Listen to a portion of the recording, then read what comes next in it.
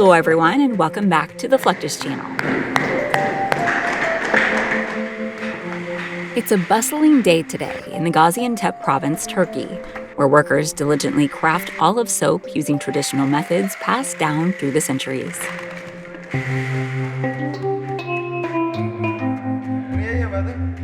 Gaziantep'imizin Nizip ilçesine hoş geldiniz.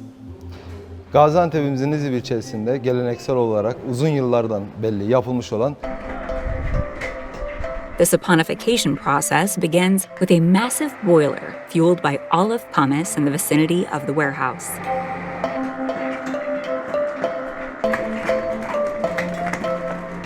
This byproduct remains after olives are pressed to extract oil. The boiler provides heat to the soap mixture, which consists of olive oil and caustic soda and is constantly blended using a spiral mixer. To achieve the proper consistency, water is also poured from time to time.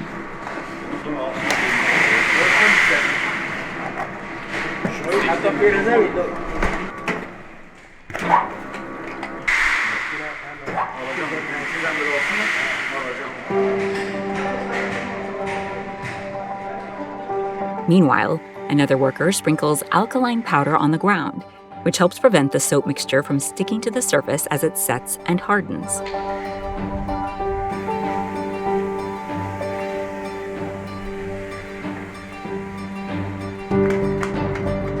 Once ready, the fresh hot mixture is transferred to a bucket and manually poured on the ground.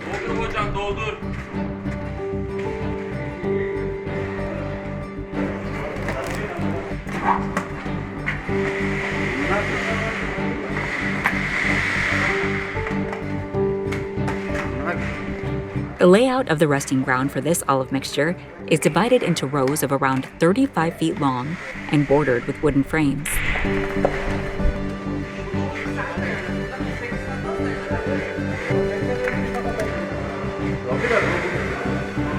The poured mixture is then leveled and compressed within these frames using traditional wooden tools.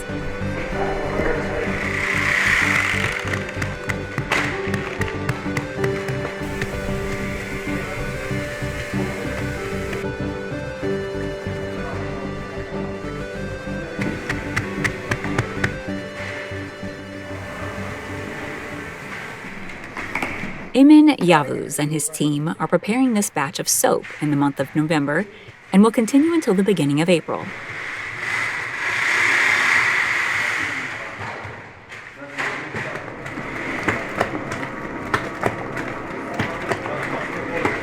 This is the ideal season for the soap to cool down and dry before it's ready to be sold in the market.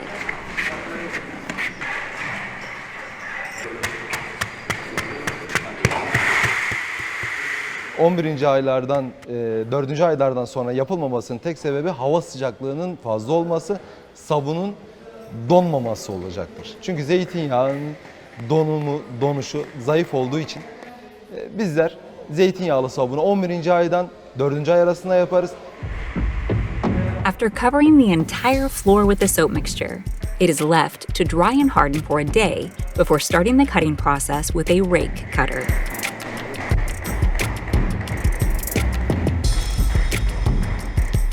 Operating the rake cutter, a tool passed down through generations, requires a team of 6.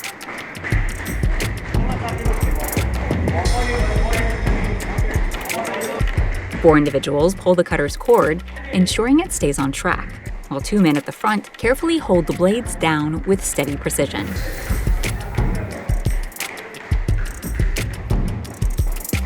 It's indeed a job that demands years of skills and patience.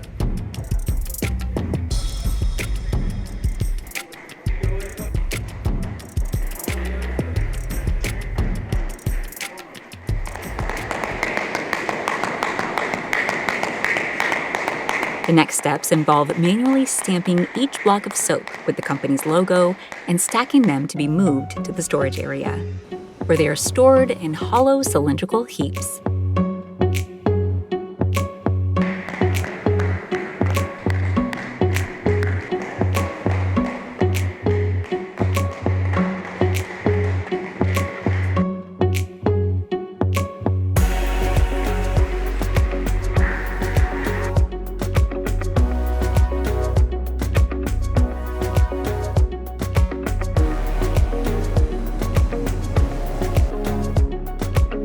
Once the soaps are ready for sale, workers carefully pack each olive soap bundle by hand.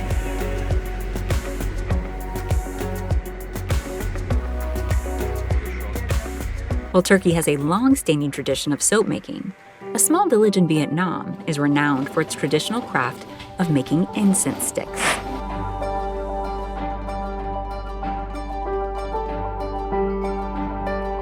This is Mrs. Saw Cam, a 66-year-old local incense stick producer from Lê Minh Huang village, who has been practicing this craft since a young age. Cô hồi nhỏ là cô làm nhang hồi lúc cô còn nhỏ, cô ở cây Gia Xà, cô làm nhang hồi nhỏ. Rồi giải phóng đi về đây, năm 75 tới cô làm đất, rồi tới năm 80 là cô mới làm nhang. An incense stick consists of two parts, the core stick and the incense powder, which burns to release the mesmerizing aroma.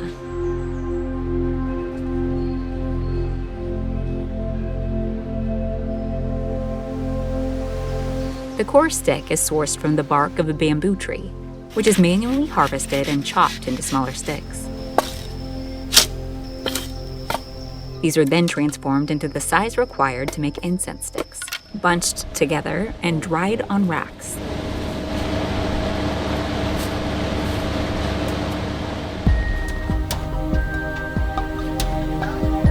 The ends of these sticks are then dipped into bright red dye and left out in the sun to dry.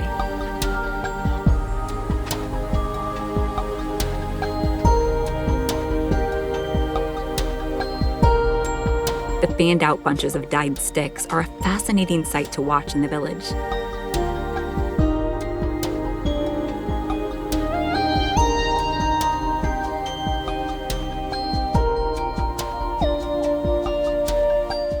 Meanwhile, Saw Cam starts preparing the incense paste, which is a mixture of natural ingredients and a secret recipe passed down by generations.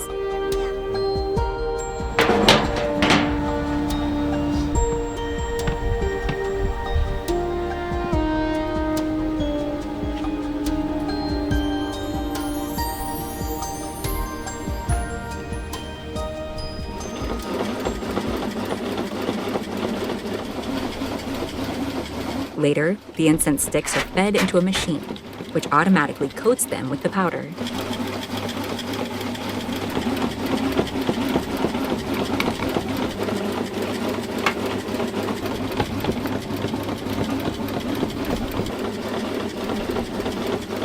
Saw Cam says using such machines has greatly increased the productivity of this job.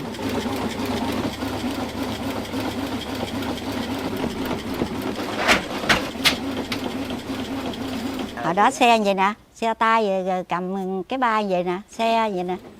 Thí dụ hồi đó xe ngày 10 thiên đi.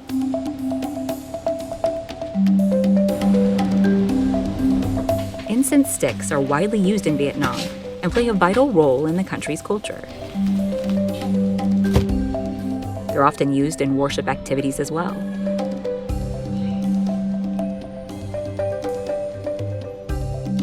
Similarly, sparkler sticks and firecrackers play the same role in the Indian subcontinent and its festivities. We traveled to Sivakasi, a city in the Indian state of Tamil Nadu, famously known as the Cracker City of India.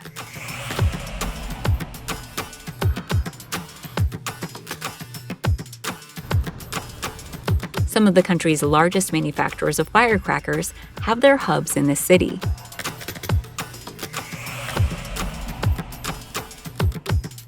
In 2024, the Tamil Nadu Fireworks Manufacturers Association reported that firecracker factories in Sivakasi sold a total of $680 million worth of goods during the Diwali festival. Festival സീസണിലാണ് ഏറ്റവും കൂടുതൽ വിൽപ്പനയുള്ളത്. അതുകൊണ്ട് ആ സമയത്താണ് ഏറ്റവും കൂടുതൽ നിർമ്മിക്കുന്നത്. Christmas Vishu സമയത്തൊക്കെ കടയുടെ മുമ്പിൽ ആവശ്യക്കാരുടെ നീണ്ട നിര തന്നെ ഉണ്ടാകും. ആ സമയത്തൊക്കെ രാത്രിയിലും കച്ചവടം ഉണ്ടാകും. That was Joseph Falikaden, who guided us through the operations of a fireworks manufacturing facility specializing in the production of sparklers, which are a type of handheld fireworks that produce bright, colorful sparks when lit by fire. The process of manufacturing sparklers involves several steps.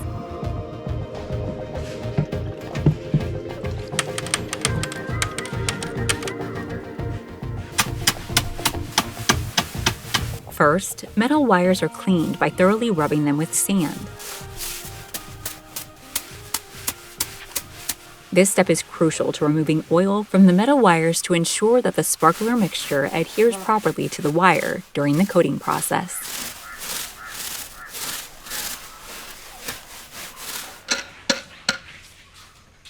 The cleaned wires are then arranged in a wooden frame and bolted in place.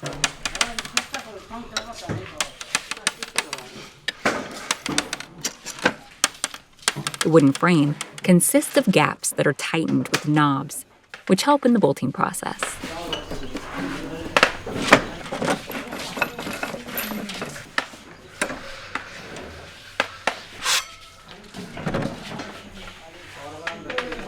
Meanwhile, the sparkler coating is being prepared by another worker in the vicinity.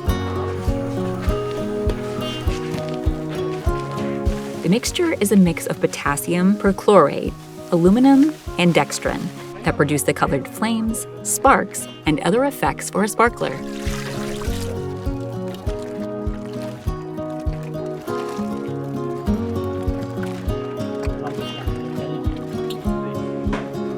The next step involves coating the metal wires with the prepared mixture.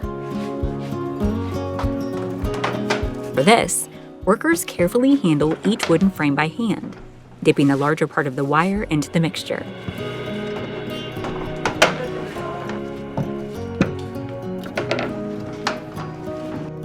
The production line for this process is designed with pits and mats that minimize the waste of the mixture dripping away from the wires.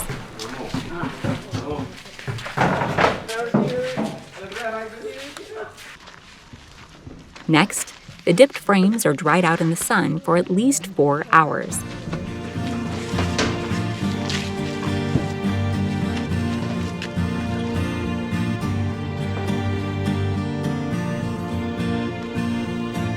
However, Joseph states that if thicker sparklers are the demand of the day, the dipping process may also be repeated after drying.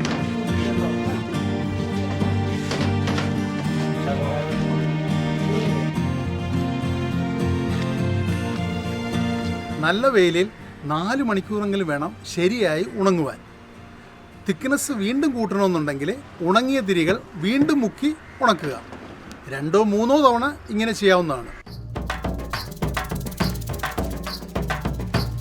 Once fully dried, the packaging process begins. Workers use vibrant, colorful boxes that evoke a sense of celebration and joy, reflecting the festive spirit these sparklers bring to Indian celebrations.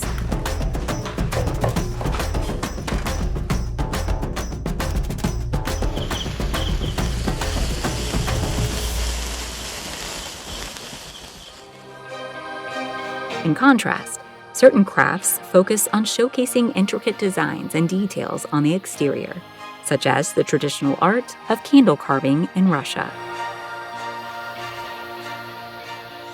Violetta Galashina, a candle artist based in the Moscow region of Russia, has been crafting beautiful candles for a long time now in her compact workspace.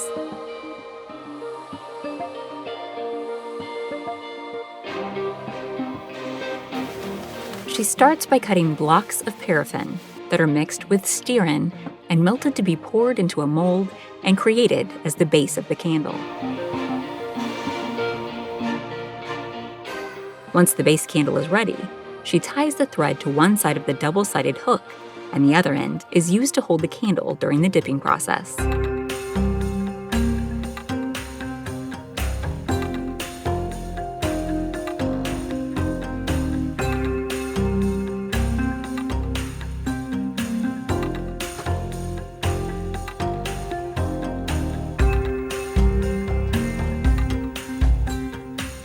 Violetta uses a palette of several bright-colored waxes to help her create the vibrant candle she desires. The melted wax is preserved at a specific temperature so that it cools rapidly while remaining warm enough to be carved and shaped.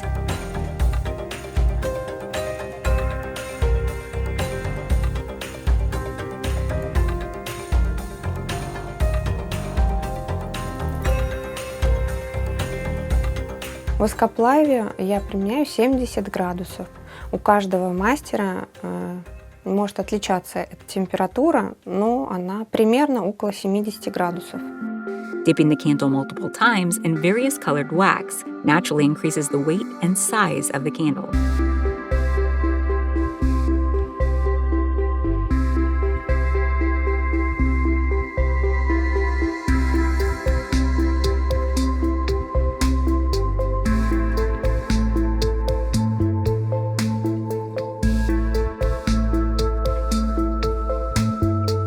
After the meticulous dipping process has been completed, she hangs the candle and starts her carving process.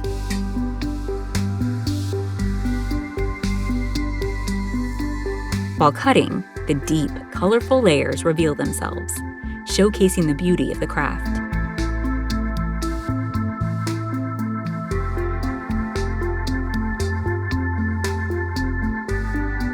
It's a job that demands utmost precision and skill, which Violetta has gained over years of experience.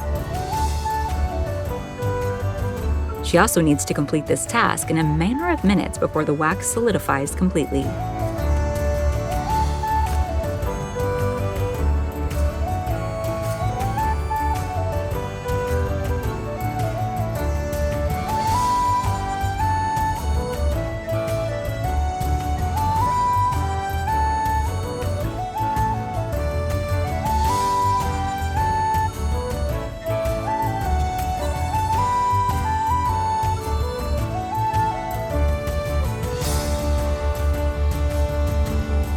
Once the candle is fully formed, it is immersed in cold water to ensure complete solidification.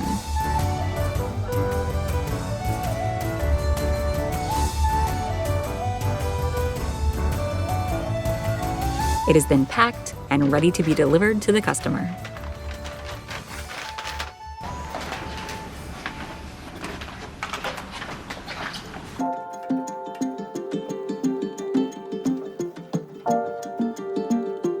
Crafts like these stand as a testament to human skill and creativity, preserving cultures and art through generations.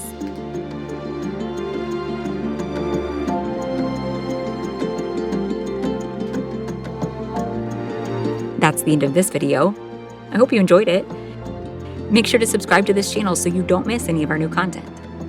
See you next time.